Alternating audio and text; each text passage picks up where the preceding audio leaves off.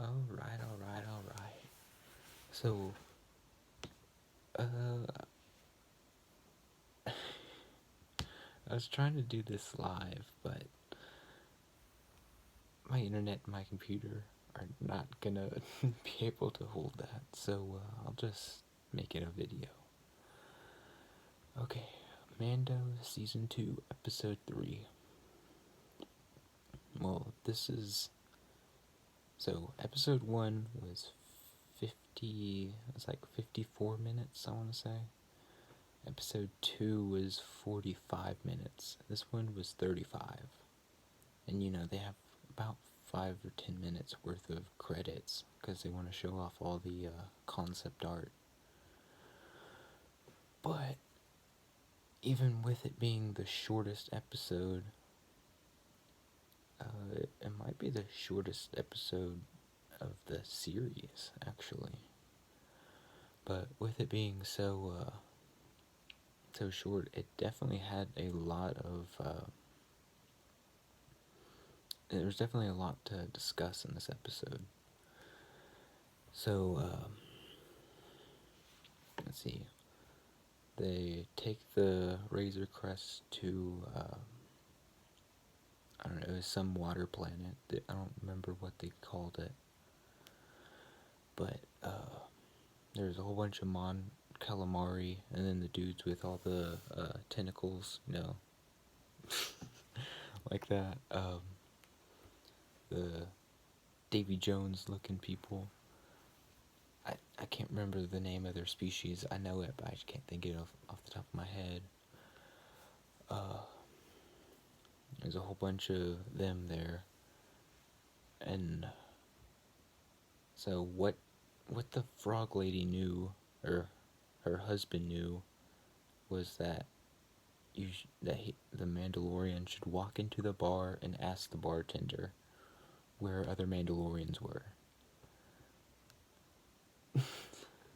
So he just drove this lady, like, how far? And all he got was go ask the bartender.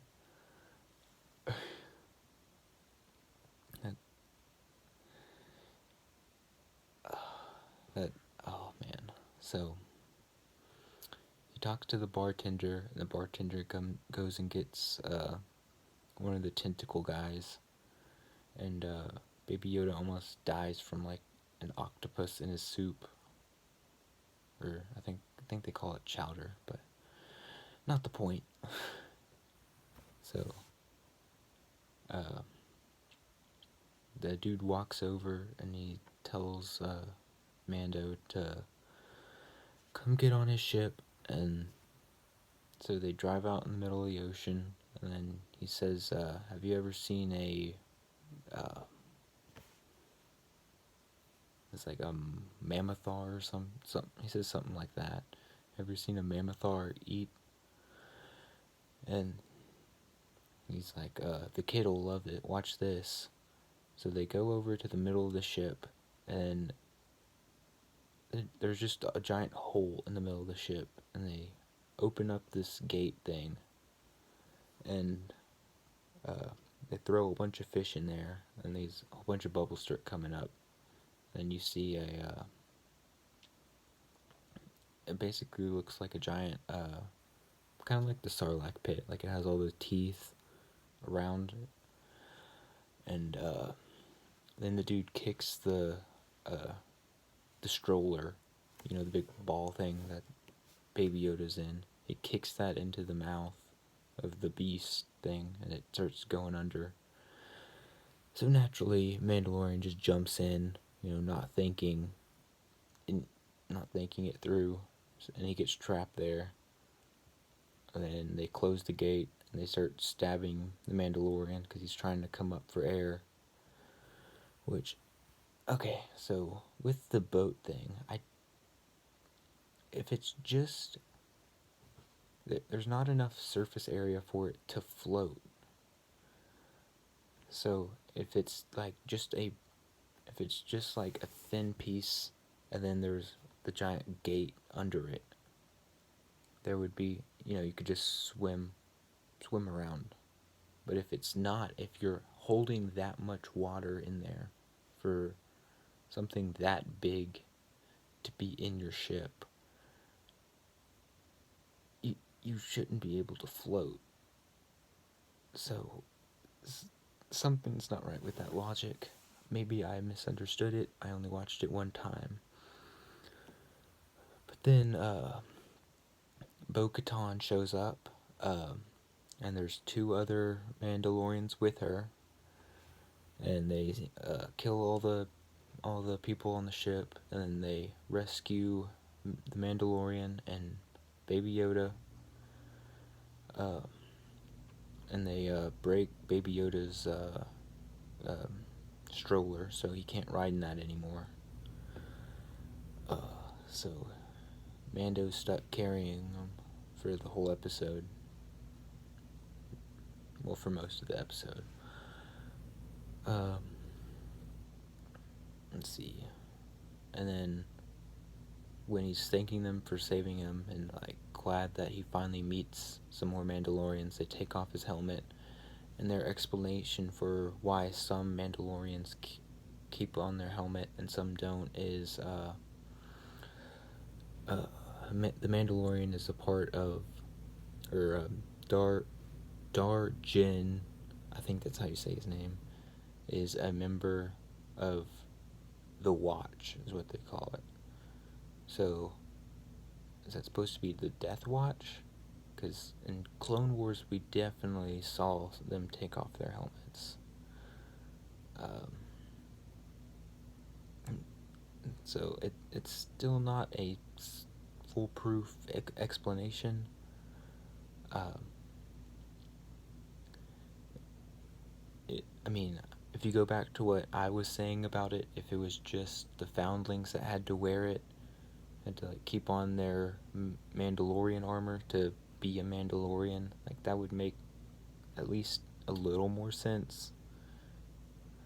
I mean, but I am biased on that. That's what I was thinking. But so he sees them take it off, and he's like, "You're not true Mandalorians." And they're like, "Oh, you're one of them," and they're acting like that. And he's like, "I came to," or actually no, he leaves right after that, and he's walking down the street, and then some more of the tentacle guys, they see him walking down the street, and he's like, "Hey, you killed my brother," and he says it like in a country accent. So I'm I'm not bluffing you. He says it in some weird accent, and he's like, Mandalorian is saying, like, "Don't shoot me, like, let me pass." And he's like, "No, I don't think you get it. I'm gonna kill your pet." And then 3 other people, Bo-Katan, and I think I had subtitles on, so I think I saw the name was Axe something, and I can't remember the other girl's name. But they land, and Bo-Katan's like, "No, I killed your brother," and then they shoot everybody, and then they go and they go, probably, I think it was back to the cantina that they were in at the beginning, and then you see the lady in the background slurping it looked like a worm, but it might have been like an octopus tentacle, and they're talking, and they're saying, they ask like what, or they ask help from the Mandalorian, and he's saying like, "No, I'm on a quest to take the child to the Jedi," and Bo-Katan's like, "If you help us, I'll tell you everything I know about the Jedi. I'll tell you where you can meet them." And Mandalorian's like, "Okay, I've done that before," because it's been like every episode so far. So they're all getting ready. They're looking at this huge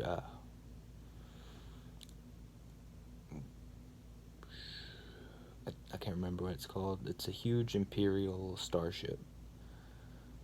And they're saying they have a whole bunch of weapons on there. So they're gonna sneak on while they're like taking off and steal some weapons. Darjen gives Baby Yoda to the frog people.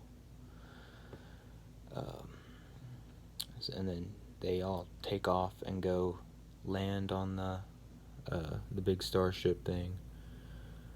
And for some reason there's still like stormtroopers standing on the outside of it, even though they're trying to like take off. But they just kill them and then walk in there, and they just keep rampaging, like killing everybody. They were saying that there was going to be like a squad there, but there was a lot more than a squad. You know, a squad is supposed to be about 10 people.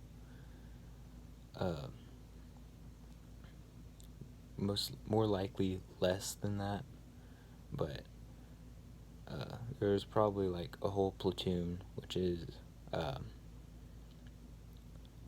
so there's like companies, and inside a company there's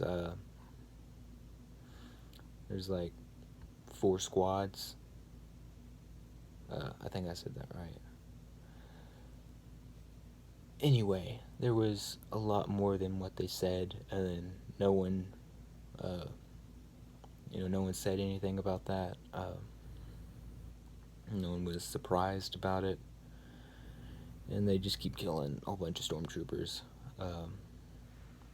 They get down to cargo hold, and they get locked in the control panel thing, and they open it up and they like suck everybody out, and then they look at and see what they've got, and then Bo-Katan, so the people in the cockpit call down and ask if anybody's still alive, and Bo-Katan's like, yes, I'll be up there in just a minute, I'm coming for you. And then the head guy calls Moff Gideon, I think that's how you say his name, the Breaking Bad dude. And he says, like, you know what to do, long live the Empire. And the dude shoots the 2 pilots and starts making the whole thing nosedive. And then so then all the Mandalorians are running up to the cockpit to stop it from nosediving. And they get up there, and they get stuck in the hallway because there's still some stormtroopers there. They shoot the Mandalorian a whole bunch, but none of them hit. Oh, excuse me. None of them hit any of the spots between the armor. They're all like bouncing off. He falls over and he like throws these grenades, and they incinerate all the stormtroopers. And then they get into the cockpit, into the bridge, I guess, be a better word for it. And they stop the dude from crashing it. And Bo-Katan's like, I need something from she says, where is it? Does he have it? And the dude's like, if you have to ask, you already know. And then she's like, take me to him. And then he says, no, you might let me live, but he certainly won't. And he bites something and shocks himself to death. So I guess it's like a cyanide pill, like people used to do in, what was it, World War II?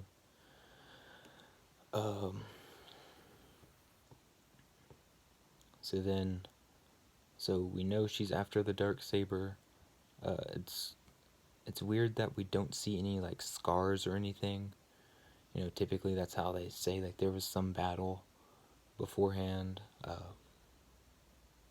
So apparently Moff Gideon just took it from her, and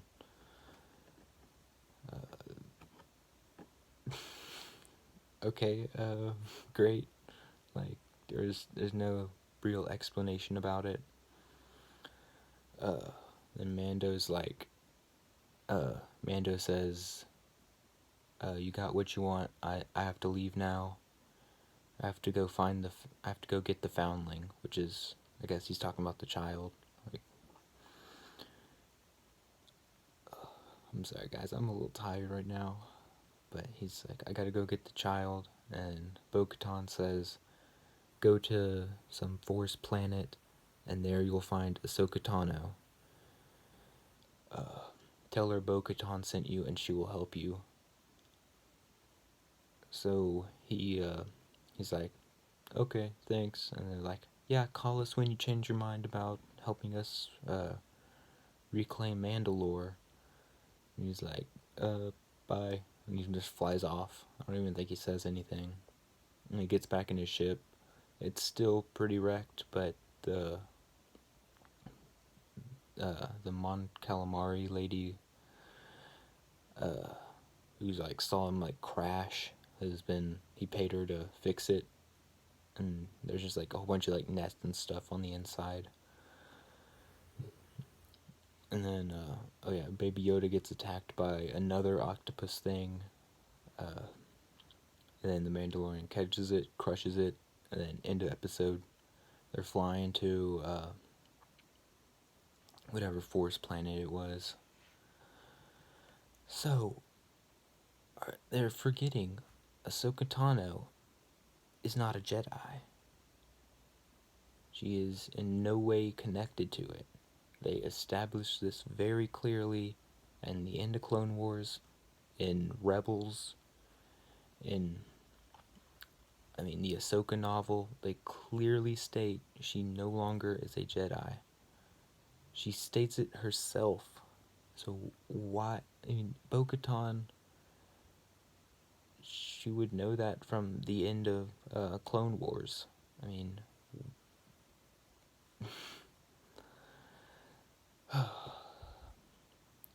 So,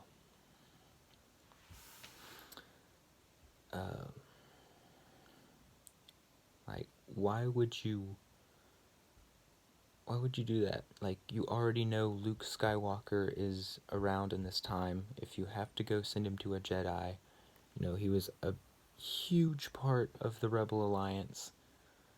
You could make the argument that he's kind of disappeared, because in Disney canon, because this is Disney Star Wars, it's not Star Wars, it's Disney Star Wars, you see that, I think they say instead of starting the academy right now, Luke is just wandering around looking for artifacts right now.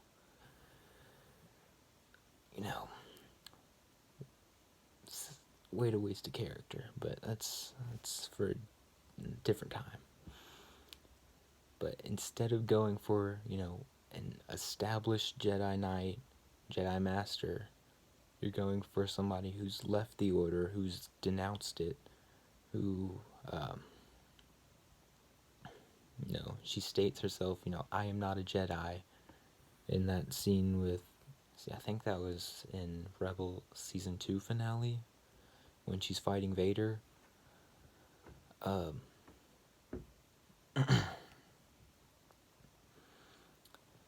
And their solution to the helmet thing was to say, the ones that are part of the Watch keep their helmets on, and they're honorable, and the ones who don't, sorry for profanity, but they're kind of dicks. Like, they're just super rude to people. Like, they had Bo-Katan has the deal with Mandalorian, and then she's like, "Oh yeah, no, now we're taking the whole ship."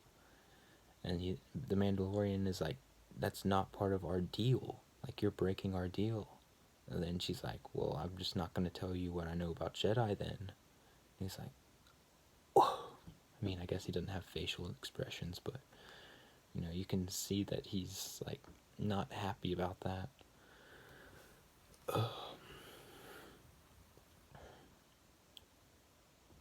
So, apparently the people that were trying to throw Mandalore into a civil war are now the good guys all the time. They have a code. Yeah. But, I mean, overall, this was a pretty good episode.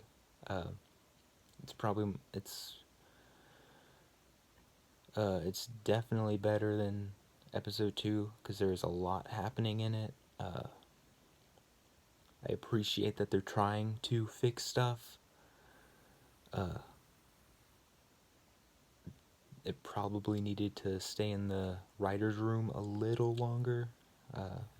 Maybe go another draft, or, get somebody else to read it. Because if you get, like, the same people to read stuff over and over again, they're going to remember stuff that was in an earlier draft. And just, like, oh yeah, I remember that. So, just, like, they just infer it. But it could use a little bit of tuning up, but overall, it was a pretty good episode.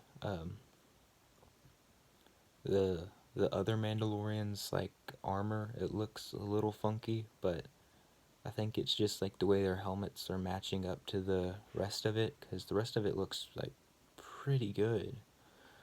Like, A plus on the costume department. I didn't see any, like, super bad CGI. It looked really good. I like that there was a lot of movement story-wise in this. The Mandalorian seems to be carrying all the aliens missing from the entire sequel trilogy.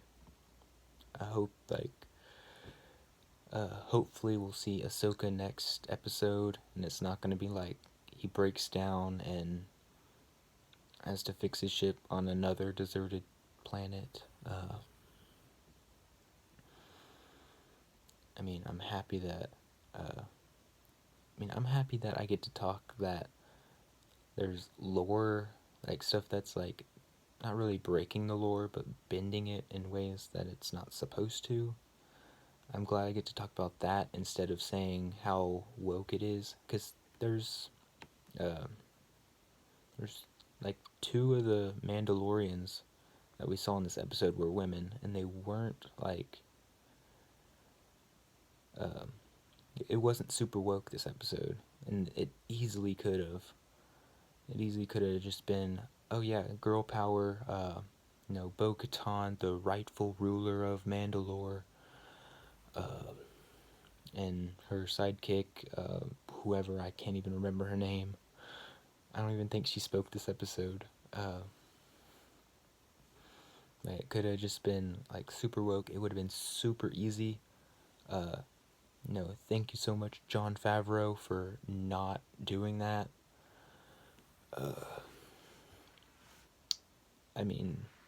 The only problem this has is it needs to work on its storytelling devices. It needs to stop being, it needs to make sure that its logic is there. But I really enjoyed this episode. I hope you guys did too. Leave a comment down below what you thought about it.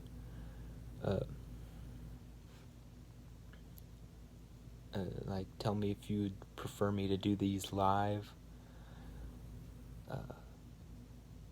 Yeah, I'll catch you in the next video. Please like, share, and subscribe. Peace.